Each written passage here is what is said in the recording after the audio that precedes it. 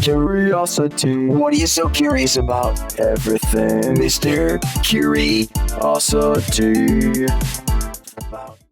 Alrighty, folks, Joe Snedeker here, but you know me as Mr. Curiosity on this podcast. I think we're on like number 58, 59. We're kicking butt here on Mr. Curiosity. And remember, all the past episodes are available on Spotify, iTunes, WNEP.com, wherever you want to go. Now, we have a good guest this week because we just met.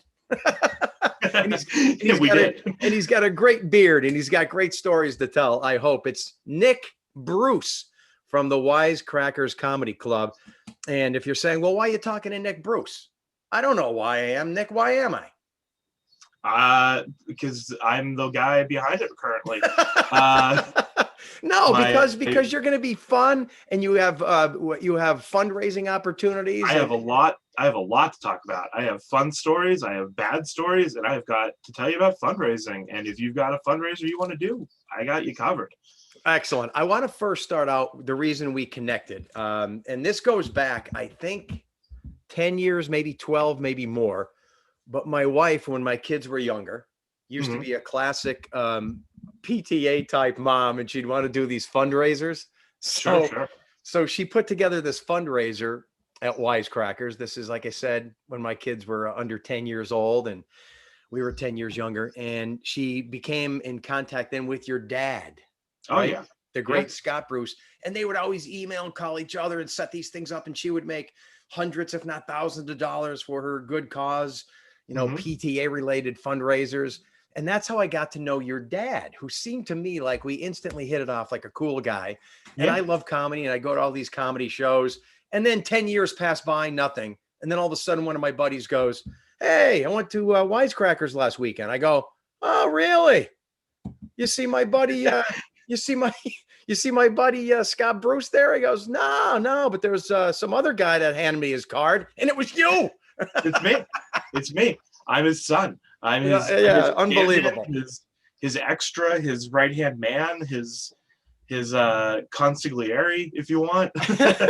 I'm his everything now. Our fundraising has always helped a lot of people.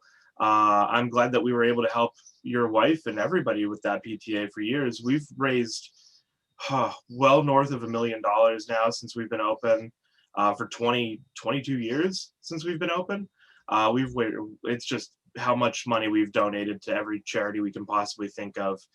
Anything. No fundraisers too small, no fundraisers too big. We can fit anything into our room. And if you can't do it at our place, we'll come to you. I love it. So before we get into the fundraising, I'd like to go back. So because I'm not playing dumb here. I don't know. No, all right. I don't know. Like, where are you guys from? Where's your dad from? And how do you just start a comedy club and create a logo and go attack hotels? I don't even know how that works.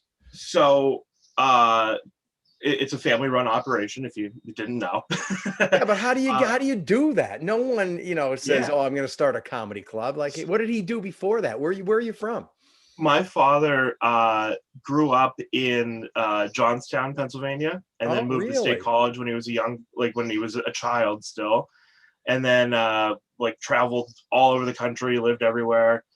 And then in the late 70s, he started a company called Center Chemical, which was a cleaning supply company in State College. And get out of here. Yeah. And that's how he met my mom. And they lived together for years and worked together and all this stuff. And then one day he just said, I'm going to start doing stand-up comedy. And this was late 70s, early 80s. And he would drive to New York every night from State College. To open mic nights because there wasn't anything in State College. Yeah, I'm dead serious. And then he really got started, I think, around 84, 85. And that's when he moved to Brooklyn, New York. And that's where I was born. So he takes your mom and says, we're going to Brooklyn. I'm doing comedy full time. I mean, how does that work? That's a risk. Yeah, he was doing comedy full time. He was doing that. And then at that time, he became the house MC, the master of ceremonies, the first comedy MC at the Dangerfields in New York. He was close friends with Rodney and a lot of people. Anybody from Tim Allen to Ray Romano to Louis Black, you name it. My father's worked with them. because they all got started together in Get small out little of clubs. here. Yeah. And that And was, yeah, then you're right. So late 70s into the 80s, it was when comedy was really on that uptick in yeah, popularity. yeah, especially into the early 90s even. Like he worked with everybody that, went somewhere and was somebody, and he was like, I'm gonna do comedy and just keep going with it and see what's going on. And he Wow, is that did cool? But you have no memories of this. You were just what, 1, 2, 3, 4, 5 years old at the time, like when he started all this? yeah, no, I remember a little bit of it. I don't remember living in Brooklyn. We then moved to Montclair, New Jersey, and he Okay. was still doing comedy. He was on cruise ships for a long time. Really? Yeah, he did cruise ship because at the time, and it still is today, that's like the big money for comics. Like if you're not like, you know, John Mulaney, Louis C.K., Tom Right. Segura, I'm blanking on people's big names, Bill stuff like that. Burr, Bill Burr, And Bill maybe, right? Burr, stuff like that. Those type of people names. You're not doing arenas, you're doing cruise ships, and you're making, big money for a week to do cruise ships. I hope that construction's not too loud in the background. I don't hear anything. So Okay, what I'm good. curious about though, like, so does he give up the chemical business or cleaning business, or is he just a rich guy, or how do you do all No, no, we were never rich, and we're still not. No, he actually, him and my grandfather used to run it together after he opened it, and then he just sold it to my grandfather, which my grandfather and then my uncle ran it for, I would say 35 years. Oh, so they kept this thing going, and They your dad kept it going. totally took himself out. Yeah, he totally took himself out. He was like, I'm going full comedy all the Get time. out of here. Yeah, he once he sets his mind to something, he stays with it. Now, am I And, getting too personal though if I say does your mom work now for a living back then, or was she okay with this, or was she like, oh, come on, Dad? Come So on, Scott, your dad. at the time, we lived in New Jersey, and she was a stay-at-home mom, and he was working. And then when we moved to this area, she did like odd jobs, like she was a school lunch lady, and just did like things Oh, to that's excellent. help out. And But it was just enough. so he makes a living doing this, either Yeah. emceeing, Yeah. doing comedy, gathering Yeah. up. Get out of He here. was a national headliner for years. The emceeing was just the like on the week, like the nights that he could work there. But I mean, he's worked in Vegas, cruise ships, everywhere around the world. You name it, he's probably been there. He's opened for like Aretha Franklin. He opened for Ray Charles in the 70s or the 80s. I mean, like So it's just when he's wild. doing all that, are you Mhm. like, what's your earliest memory, or are you in high school at the time and your dad's this famous comic? Like, how's all that work? No. Actually, I wish I had the photo here. It's at my other office. There's it was a great joke. Right before COVID started, my dad always said, "Oh, I'm off to work with so and so," and I didn't know who it was because I was a little tiny baby. Like I was 6, 7 years old. I don't know who these people are. Oh yeah. But there's a photo of my dad sitting with Barney and one of the other dinosaurs, and at like a backyard birthday party. And when I was a kid, in my mind, I thought that's what he meant by working with famous people. But then there's also photos of me sitting on Rodney Dangerfield's lap. Get So, out of here. Come on, I yeah. want to see that picture. Jeez. I'll find it and send it to you, Joe. So he's doing this through your adolescence, correct? Like you're a Oh, teenager and he's a comic. Yeah, I mean, he still does stand up on it from time to time, but yeah, he did it. I think he did it almost 40 years. So is he the kind of guy then? Because I have this double life too, where my kids used to see me on TV during the weather and I'd be all hyped up, pumped up, acting different, acting weird. And then I'd come Sure. home and you're just dad. Yeah. Like, did he has both schemes worked out? He's funny guy, but yet he's just dad at home, or is he always funny dad, or how's that work? Yeah, no, I didn't see his stand up until I was probably 12, because it's not like anything blue. There's not like a lot of dirty jokes in it. He can go both ways. Yeah. I never saw it until I was older. But at home he was fun. Yeah, he always made me laugh and Oh, that's everything. good. It was also that he wasn't home a lot, so like I didn't get the chance to hang out with him. So when he was home, I was like, oh, I gotta hang out with my dad. we would Oh, I build see, stuff right. together. We would have fun. He would go to my baseball games, stuff like that. And it was a lot of cool time to hang out with my dad when he was home. So is he My then leaving the business when you start becoming 17, 18, 19, thinking, what am I going to do for a living, or no? No, he was still at that time. Wisecrackers had been open. Let's see, that would have been 2007. So Wisecrackers, the comedy club themselves, would have been open about 8 years at that point. Oh, so okay, so this is good because I need this timeline mentally. So you're Yeah. saying around 2000 is when Wisecracker started, maybe? Yeah, Wisecrackers itself became a comedy club in 1999. Okay, It was just like a perfect. pop-up comedy club. Like we would do it at different places around the area. And how Uh, old are you at the time? 1999, I would have been 11. Oh, okay. So this is very conscious, and Yeah. you're almost entering puberty, and you're Yeah. got friends, and your Yeah. dad has a comedy club, and Yes, yeah. oh, I'm getting a And picture now. I'm getting a picture. This is Yeah. good. This is good. so by 2000, we were incorporated. And then after that, we had the standard one at Marvelous Mugs or Brass Buckle. Boom. Or, That's where I saw you guys all the time. then we May I had, ask right there, because I don't understand, how does that work? Okay, I start a comedy club, you incorporate it, it's called Wisecrackers. Then Yes. what? Then you need venues. yeah, so we were at our first locations were like Genetti's in Hazleton. Okay. On 309. And then we were at like Marvelous Mugs or the Brass Rail or anything like that. Then we were at Meadow Ave, the hotel in Scranton. I can't remember the name. It was a Clarion at that point. Yes. So when we were at all those locations, we would approach them and say, hey, you guys want to put a comedy club in here? And they would say yes or no. And it was a lot of back and forth. It was a hard time finding places. But luckily, we're at Mohegan Sun now, Mohegan Sun Casino in Pocono, in Wilkes-Barre, and it is great. And they approached us. Oh. They came to us when we were still in Scranton at the Clarion, and they came in and said, hey, we want to have a comedy club. We like having the local name because you guys are well known in the area and you're already established and you know how to book, you know how to run shows. We've been to your shows, which really already blew our mind because they did their scouting, they did their work. Wow. And they approached us, and we came and we toured the facility, like the building. We saw what they wanted, and they gave us a proposal. And my father was like ecstatic because it was like security. It's like hotels, you never know when they're gonna go and say get out of here. Yes. But the casino was just like over the top with us, and we were over top with them. So Oh, that's so cool. And I imagine like a hotel is more of like a part-time thing. Like you bring your signage in and then you get out. Isn't this more permanent now at the casino? Yes, it's more permanent, and it's honestly, it feels like a family there with us.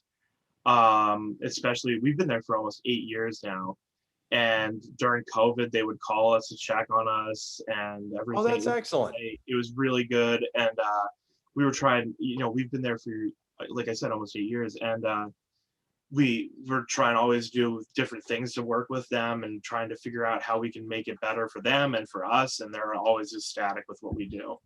Oh, that's so cool. See, so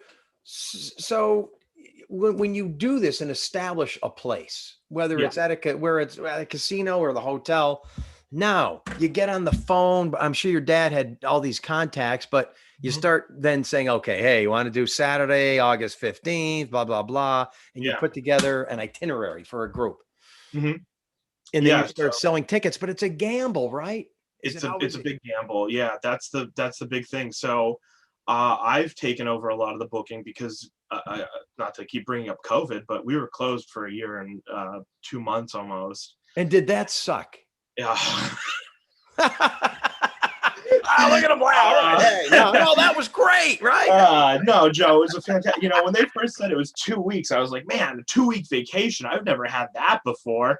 And then by the end of the 4th month, I was like, wow, what am I going to do with my time? Oh my goodness, right? Because this was your full-time gig, right? This is my full-time gig, and let me tell you, when I say that I'm not hireable in any other position because the jobs I've had are basically, a manager at a GameStop or a cell phone store. Nobody's looking at my music engineering degree and going, yeah, we want you today. Oh, I was going to get into that. So did you end up going to college? That's what you did, music engineering, huh? Yeah, I went to Luzerne County Community College. I went for music engineering, and then I went back for a little bit for journalism. And Okay. I mean, I use my music more than I use my journalism, but it Sounds like was you're a creative guy. yeah, a little bit. But yeah, during the pandemic, I mean, I just had a hard time finding work, making money. I lived off my savings, which, you know, it was not easy. I met a girl. It's going great. But So yeah, are there siblings in the family, like you have brothers or sisters that were competing for the comedy club we dynasty? I have a younger sister. She works for us from time to time, but she is not interested really in taking over the business. Oh, okay. I really wasn't either, but at the time, this would have been 2014. Okay. I needed a new job, and I told my parents I would just fill in and help out until I found a thing, because I had planned on moving out of the area. Well, I don't And, know what you mean. I thought you were always in Wisecrackers. What were you well, doing in that? So I had after helped out. college? I helped out throughout and did other jobs like Oh, okay. jobs, but like if they needed me for something, I would help out throughout the gigs. So when you were, say, in college, you Yeah. weren't, I guess what I'm saying is when you were 18, 19, 20, 23, you weren't Yeah. thinking, hey, I'm going to build a career around what my dad started. I'm going to pick up where he left off. That was it. What is it? A background plan? Was it plan B? Was it plan A? No, when I was in college, I really thought I was going to go into the music industry, not knowing that it's really hard to get into. Oh, I And see. Right. yeah, but at the time I had been working at a GameStop, and I was the youngest person to become a manager, and I was making pretty good money, and then I broke my back. No. Yeah, I fell off a cliff. It was a really exciting weekend for my parents to get that phone call. A funny story about that: I was the designated driver at the party, and I fell off the cliff. So, What do you how mean? does that- A car and a vehicle? nope, I walked away from the party, missed a step, and fell 50 feet. So, I'm sorry, I'm laughing. 50 feet Oh. is a deadly fall. yeah, you're telling me and all the doctors that worked on me. What'd you But break? yeah, they I What'd you lost break on that fall? compression burst L1 vertebrae, broke my wrist, chipped a tooth, couldn't remember things for a couple months. Dude. Yeah. But my parents, I called my parents, and my mom picks up and I go, you might want to put dad on the phone because he definitely could handle it way better than her. I just fell off a cliff. That's a call no parent gets. Come on. No. She picks up and he's like, hello. And I'm like, hey, I fell off a cliff and I'm in the emergency room. Oh man. He's like, I'll be right there. It was a weird day for him. He probably put that in one of his stand-up acts, right? I don't know if he ever did. He might. So then the music stuff doesn't work out. The career is in waxing and waning, and you're thinking, yeah, I was just doing weird things. I was a security guard for a long time at a building that was paying really well, and I was happy with that. And then they started to cut my hours, and they changed a bunch of stuff. And one day, it was around Christmas time, and I had requested the day after Christmas off because I had family coming in and I wanted to see them. And the company was like, no. And I'm like, I'm the best worker here. I never take days off. I only need one day. It's not even Christmas Day. It's the day I'm working Christmas Day, but I need the day after off. And they said no. So I put my 2-week notice in the next day after Christmas Day. And then I told my parents, I was like, I just need a job for a couple months. And it's been 8 years. there you go. It had to happen then. Yeah. But I'm sure I love it and I hate it at the same time because listen, that's most people at work, just so you know. Yeah. Okay? Yeah, I know. But it's one of those things that like, I wake up at anywhere between 9:30 and 11:30 in the morning, and my phone doesn't stop ringing until 2 o'clock in the morning. Is that right? And now here I'm bothering you with the podcast. Oh, this is fun. Okay. I'd rather do this than answer a text message that says, "Hey, can you get me work this weekend?" when they know that I cannot get them work this weekend. You're talking about a comic doing that. Mhm. Oh, Yeah. good. So here was where we got to dive in now. Okay. Yeah. So now I'm not that entrenched in the comedic world, but I have my favorites like everyone. I'm a big Bill Burr fan. I listen to his podcast. I used to go to all these comedy clubs, and I always wondered because how does it even start? How do you, let's say you are a pretty good comedian, you're brushing up your skills, you're not a Bill Burr, but you can pull in a crowd, make everybody laugh. These guys, whether they have part-time jobs, no job, full-time jobs, from what I hear, it's like what you said about your dad. It's in their blood and they can't do anything else. They just have to get on stage Yeah. and do their work. So do they then call someone like you?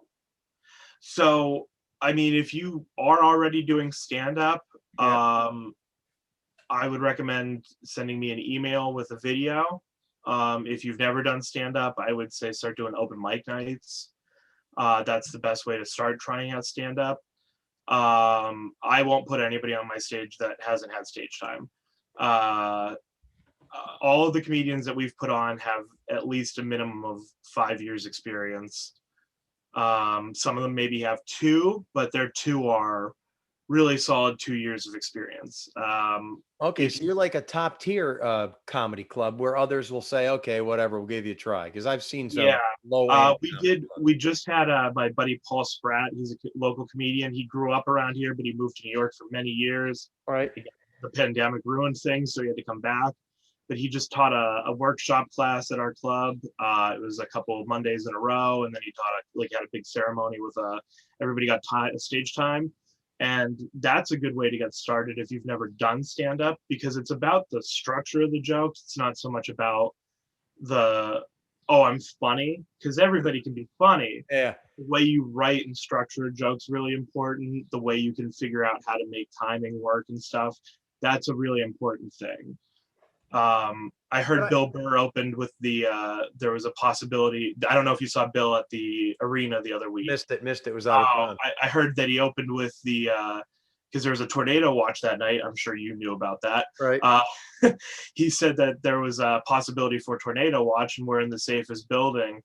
And my friend actually was the driver for the arena that night and brought Bill to and from the hotel. Really? Yeah. And said he tried that out in the car, and my friend wanted to say, well, the safest place would have been under a flower tent.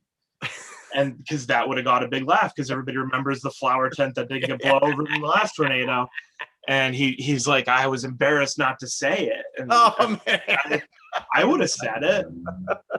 Did he say Bill was a good guy in the drive? Yes, he said he was extremely nice in the car. He was very fantastic and everything. So I'm glad to hear that.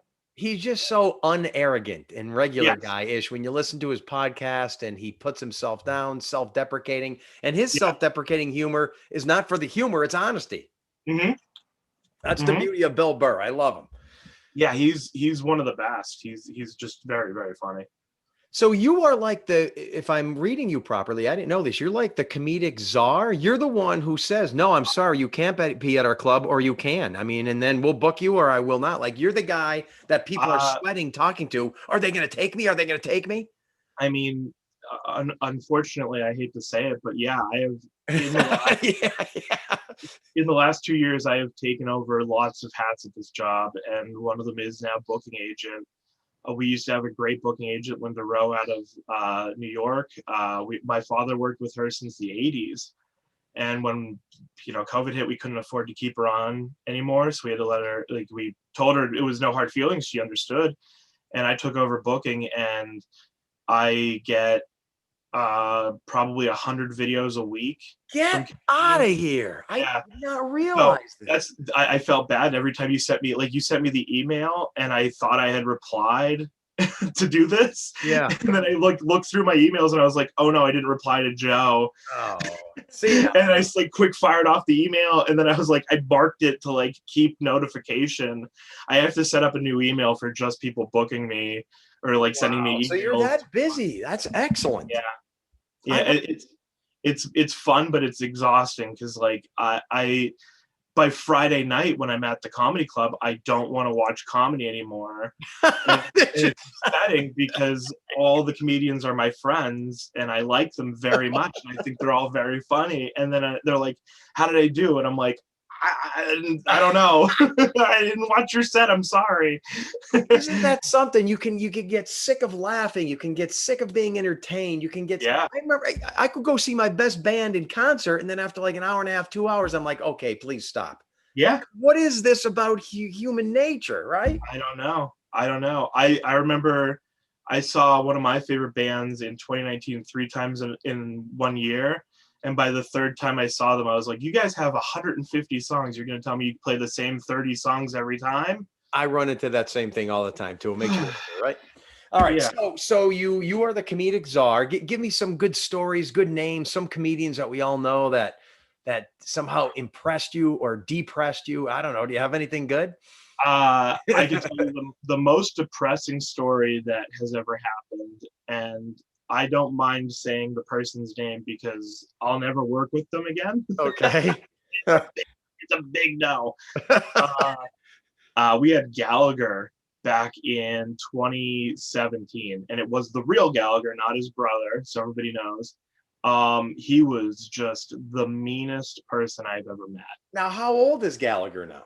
Oh, he's close to 75. Okay, so I guess my question is he one of almost like a jaded, washed up comic because he was big in the 70s? I mean, Absolutely. Yeah, he was just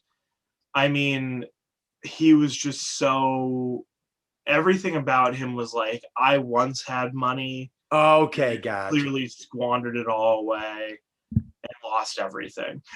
He was just so rude to everyone, and it was just so uncomfortable to be around. Was he still funny? I laugh at pretty much everything. If it's good, like I find a comedian funny, I find them funny forever. I didn't find Gallagher funny. I thought he was kind of offensive in some ways, and like I'm not somebody that finds things offensive. I was gonna say, in your business, you have to be unoffendable. Yeah, he actually said so many things the one day on, I think it was Friday night. He said so many things. He walked a roller derby team of girls that I was like, I didn't think that was possible. He indirectly called me fat. I know I'm a larger person, but he's like, your parents are Ann and Scott, and I'm like, yeah, and he goes, you're awfully big bone compared to them, and I'm like, oh, I see. So yeah, he took the this isn't for comedic purposes. He's being right. Yeah, he on Thursday night he asked me to get him I'll just say it, he asked me to get him dope. and in my mind I'm like, what are you, like heroin or something? Like I don't know you. I don't know where to get drugs. I'm like, not that cool. See, folks, where else are you gonna get behind the scenes of a washed up comic Gallagher? Yeah. Well, that's something. Turns out he wanted weed. Yeah. Like, come on, man, just be a normal person and ask for it. Dope. It's easy to, that's legal in most states now. I know. I was gonna say, tell him to to go to Rite Aid. Yeah, exactly. He was so weird, and then he was like complaining about our room and like the music, and I'm like, oh man, you're giving me a headache all night. So when you have these comics, you have to then cater to them and take care of them and say, here's your desk, here's your water, here's where you stay. So a lot of these comedians I've known for my entire life. I've known some of them for close to 30 years. Some of them I've known for I mean, some of the comedians I've known for as long as my father has known them, since I was a baby. They some of them come in, they say they remember holding me when I was a child. And I'm like, I don't remember that. But some of them are newer, some of them that I've brought in, I've made friends with, and like they don't know my father. So it's like a weird now vice versa, where like my dad will be like, hey, I need a comic for something, can you recommend somebody? And I'll be like, oh, so and so, and he's like, I don't know them. I'm like, trust me, they're funny. Okay. And he's more old school, right? I don't know. Yeah. I mean, he knows his people, I know my people. It's a nice yin and yang kind of situation. but a lot of the comics, when I tell all the comics when I first meet them, between the hours of 7 and 11, when the show is getting ready and about to end, I am in professional manager mode. I take care of you. I'll handle anything you need. You ask me for something, I do it. You pretty much, you say jump, I say how high.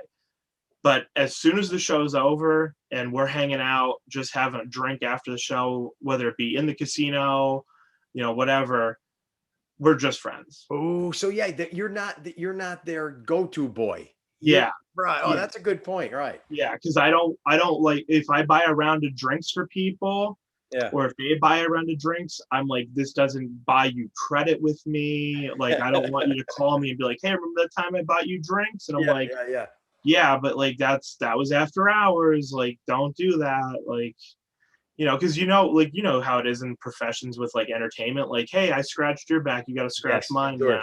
Sure. No, I don't like doing those favors for people. Like, that's uncomfortable stuff.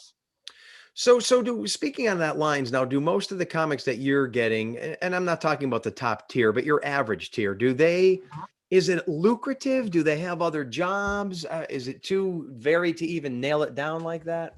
Yeah, so some of them will have other jobs, some of them won't. A lot of them are teachers, surprisingly. Summer's off, man. Summer's off. Summer's off. They can get weekends off. It's easy for them to leave at 3:00 on a Friday in New York and be in the Poconos by 6:00. Some of them, this is their full-time gig. Wow. And a lot of my close friends have been doing this for close to 20 years, and this is it. Other ones have been like doormen, security guards, chauffeurs, you name it. They've been everything and anything under the sun. And like we said earlier, they have that passion and they just have to get on stage. There's no other thing to do. They have to do that. Yeah. This is a lot of a lot of them are also like, they all try out acting, they do TV shows.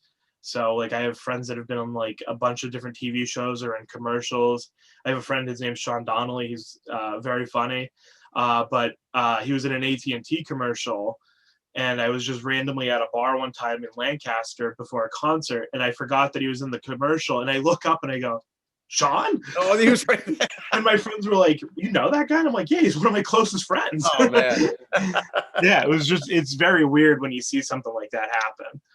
Well, in your position, you're like boss man, manager. You almost need like a psychiatry degree. You're dealing with emotions, and you're probably doing it all. That's unbelievable. Yeah. All right. Some of my favorites here. You got to give me a story. Do you know anything about Richard Lewis, my all-time favorite? What?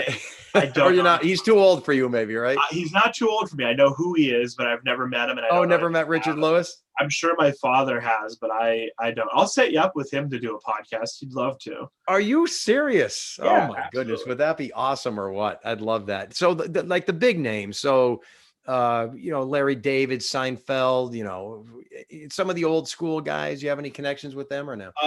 No, I don't have any old school connections. I met Louis Black a couple years ago. He was doing a show at like Cove Haven in the Poconos. Okay. And he found out that I was in the room, and he knew my father really well, and he called me in the back, and he's like, hey, how's your dad doing? And I'm like, he's good. He goes, is he still terrible at golf? Which is a joke because my dad's pretty good. Yeah, okay, gotcha. And I'm like, yeah, he's still bad. And he goes, good to hear. And I know, there's other people that have been around forever that I know. I just saw Nate Bargatze a couple months ago, and he knew my dad from back in the day. Yeah. Working in the city and stuff like that. But there's a lot of people that know who my father is. The guy's a legend. Yeah. David Tell was at the casino a couple months back, and we were talking after the show, and he was like, hey, your dad's Scott Bruce. And I'm like, yeah. He goes, I used to work with him all the time. And I'm like, yeah. Well, so you're the next legend now. You're legend in training. Yeah, legend in training. I'm trying. All right, I got to ask you now. So the latest trend in the last, is it 4, 5, 6 years, is the woke culture and the cancel culture. Do you see that infiltrating the biz, where some comedians are afraid to tell racial jokes, gay jokes, Polish jokes, Catholic jokes, I don't know, whatever the subject? Sure. I see a little bit of it. I think it's a little difficult sometimes for some comics because their whole career is based around that. Like their material is based either on one side of the fence or the other. So it's either on the woke or the like, I'm gonna be, the Oh, I see, right. raunchy, dirty kind of comic. Screw everybody. I'll say what I want. Yeah, so I'm like pretty neutral. I like all of the comedy. If it's funny, it's funny. I've seen a lot of the woke comedians that are coming out and getting TV shows, and I've seen specials or something from them, and I'm like, who finds this funny? But then I realize that like the people in the levels above them that run in the TV stations are the ones that are like, we got to make sure that this person makes it because we want to look good to those people. So So I don't what know. are their targets then? So if you're a woke or a cancel culture comedian, what are your 'cause let's just face it, Like a comedy shock. comedy know. is other people's pain. That's just the way our Yeah, brains are made. It really is. If you're not victimizing someone, there's very few things that are funny that there's not a victim. And for Yeah. anyone listening out there, if you see someone slip on a banana peel, you're gonna It's laugh. funny. You're Yeah. gonna laugh. Yeah. I fall once a week and I laugh at myself. It's just funny. Yeah. So when you make attacks at someone's sexuality or someone's religion, it's just that it's made for joke purposes. Yeah. What are these people? Yeah, you're not singling out if you're not singling out a single person or you're just pointing out just an obvious thing, then it's funny. It's just one of those things that like I'm not politically correct all the time, and it's hard. And it's one of those things that like I have to, and I have to watch what I say because of my industry. Me But too. yeah, and it's just I don't know who the audiences are for what. There's definitely people that come to our room and are upset sometimes, and I'm like, I don't know if you heard the joke, but it had nothing to do with what you're So you saying. do hear that. You do hear that. Yeah, we've had it a couple times in the last couple months. What do they but want though? What do they want? I don't know. And why are they going to a comedy show? I guess they expect something different. It's We hard- get the big question everybody always asks me, is it funny? And I go, I mean, it's a comedy show.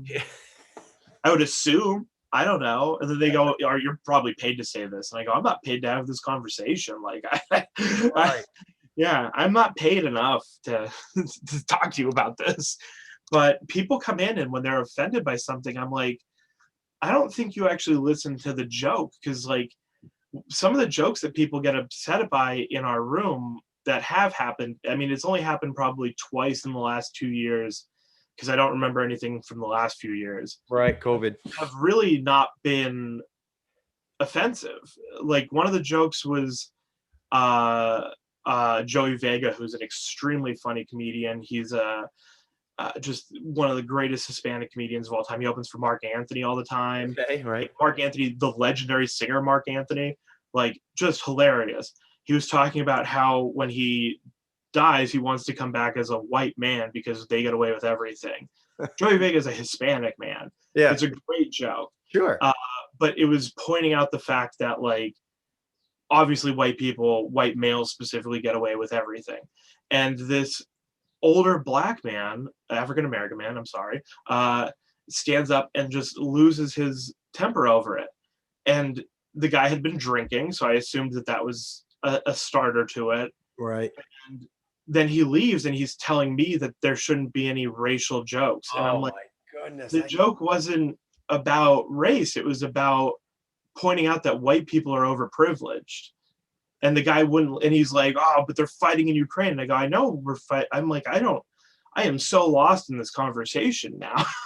I'm like, I don't know what you're going on about, but I feel, and he just kept yelling at me. And I'm like, I can't help you if you're not going to ask me the right questions. I hope you're not discouraged by that, because Oh, no, I very rarely do. It's because it's, that's you hard can't for me to even comprehend. I mean, 10 years ago, that would be laughable, or yeah. that's something that would ever have occurred. And now We had somebody one time get upset about a joke at the Chicago O'Hare International Airport. Somebody got upset that was a joke. They're like, F you, that's a great and I'm like, are you kidding me? Like, you're mad that somebody's making fun of O'Hare International Airport? Uh, I don't even know. How are you But mad in at? the past, these people were never really addressed or taken seriously. Now, for some reason, the weak and they're getting something to stand on, and I don't know why that's happening. To a point. Uh, Let me give you an example. You see that thing in the background? I don't know if that's a clay head of me right yes, yeah, back there. A yeah, gentleman in our WNEP viewing area made that. Great artist. yeah. It's So great. once I got heads, I started showing in the backyard. Here's a head of Joe Snedeker. Here's a head of Tom Clark. Here's a head of Mindy Ramsey. One Sure. person once called and said, "How dare he show those heads on television? My husband was in a car accident and almost had his head severed in the accident. And now you're bringing back memories of that. I don't want Snedeker to show those heads on TV anymore." Could so I it's just mean, it's an example of what you deal with and I deal with. It's a yeah, personal, yeah, it's a personal twist on a narrative that is just yeah. bizarre to me. I that I am so glad I don't have to deal with that one. We get that Uh, on a weekly basis. Someone's offended yeah, by something in the news, we had but we had comedy, you would expect it more than anywhere else. yeah, we had a woman years ago. I remember this distinctly because it was very confusing to me. She was upset that one of the comedians wasn't bringing out his puppets fast enough. What does that mean? I don't, Joe, you're asking me, man. Slow those puppets down. Slow those puppets Yeah. down. No, he didn't bring them out. He came on stage and did 10 minutes without the puppets. Without the puppets, He okay. to come on stage with the puppets immediately. She had her And- expectations. She's a Yeah, puppet she lady. came out and she was just pointing at her phone. She's like, this picture, he has puppets. He has puppets. And I go, he has puppets. He'll bring them out. And she goes, where are the puppets? Where are the puppets? And I'm like, lady, he just went on stage. I'm like, I can't go. What do you want me to go up and go be like, Vince, puppets now, get the puppets out. Puppets now. And then she was mad that the one guy didn't look like his picture because he was slightly younger in the picture, but had shorter hair. He was a Native American guy.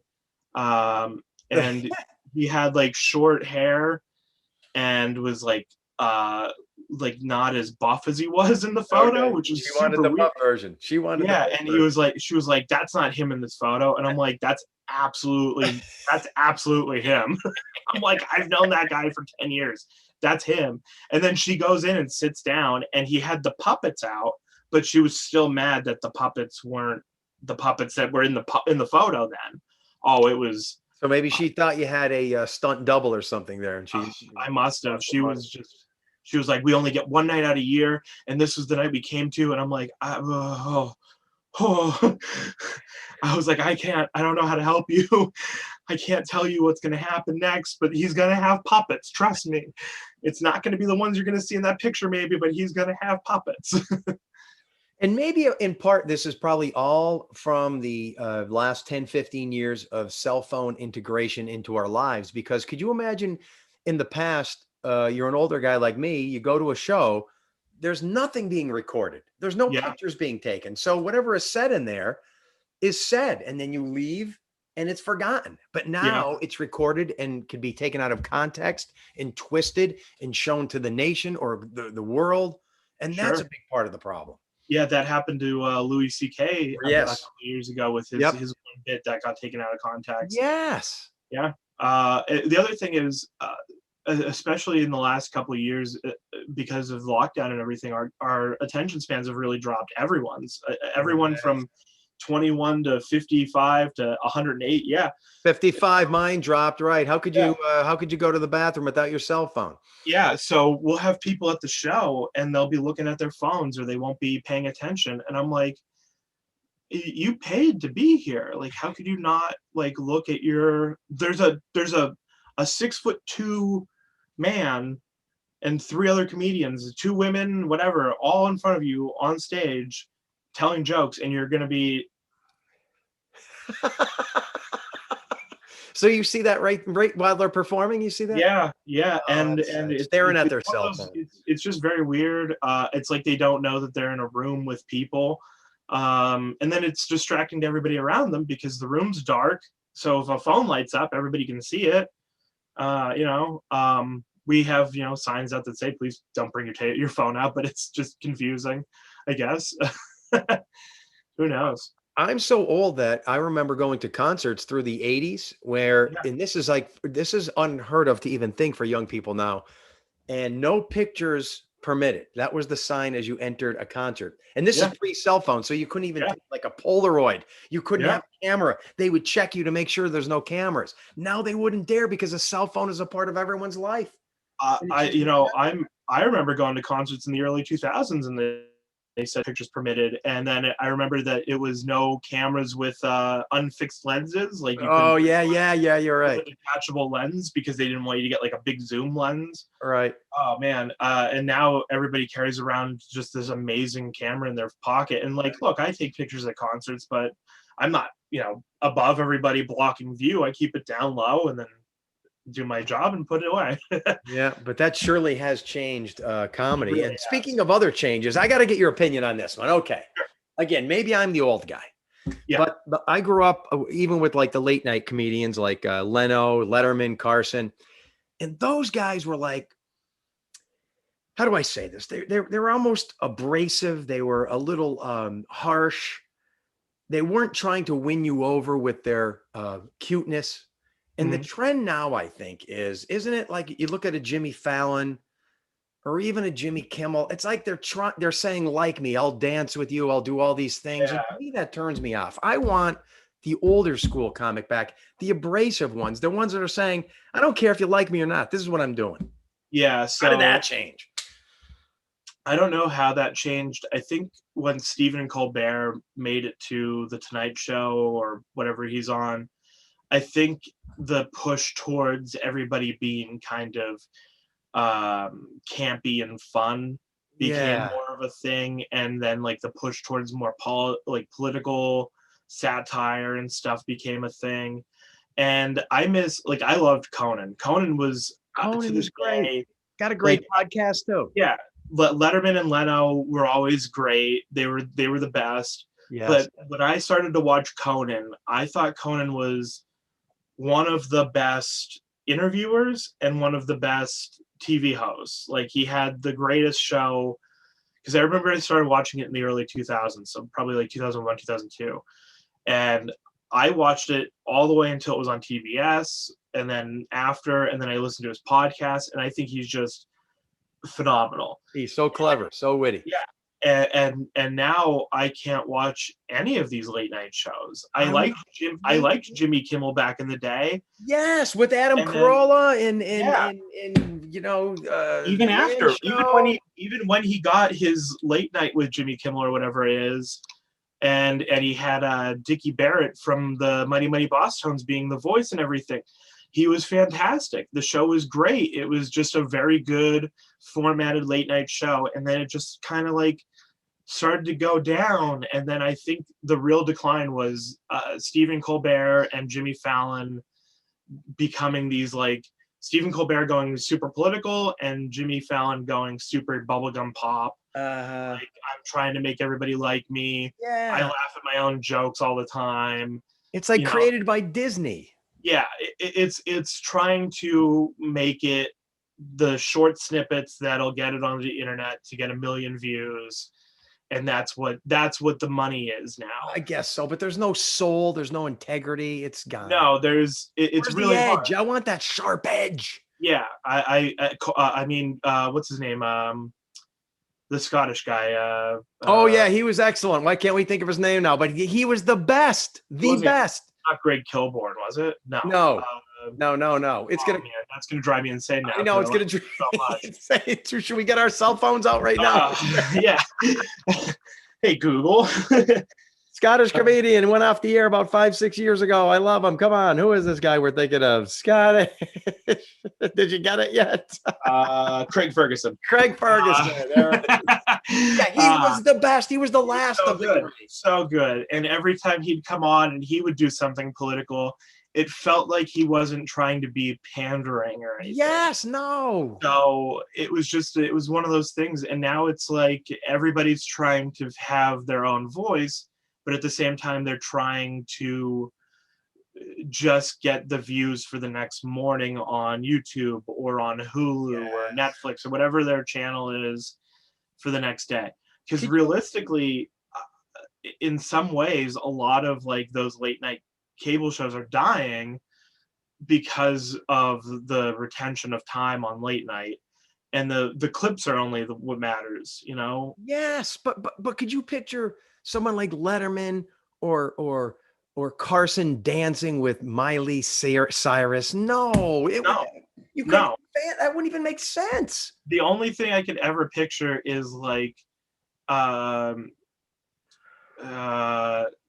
the weird animal attacks on the shows, or like, Well, yeah, you're right. Yeah. Carson did like get those stuff, like that was always like, whoa, this is like way too much. Or like, I was like, but that was like interesting because they also did a good interview with that person then. Yes. And then like I felt like these were just snippets now. It's all fake. It's fake, yeah. fake.